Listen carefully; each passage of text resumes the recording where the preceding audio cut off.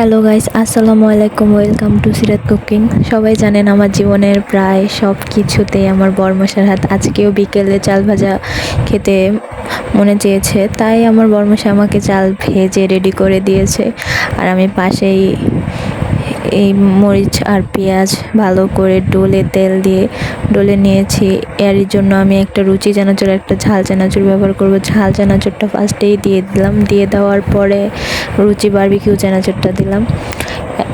দেওয়ার পরে ভালো করে দুটো একসাথে মিশিয়ে তাতে আবার সরিষার তেল দেওয়া হয়ে আমার বরমশা বলে অনেক সরিষার তেল দিলে নাকি মজা হয়, তাই বেশি করে সরিষার তেল দিয়ে গরম চাল ভাজার উপর দিয়ে দিলাম। চাল ভাজাটা গরম ছিল দেখে ধরতে পারতেছিলাম না, তবুও অনেক কষ্ট করে ধরেছি। তো মিক্স করে জামাই বউ একসাথে বিকালে নাস্তা করলাম। যারা যারা ইউটিউব থেকে দেখছেন তারা সবাই একটা সাবস্ক্রাইব করবেন, আর যারা ফেসবুক থেকে লাইক করবেন।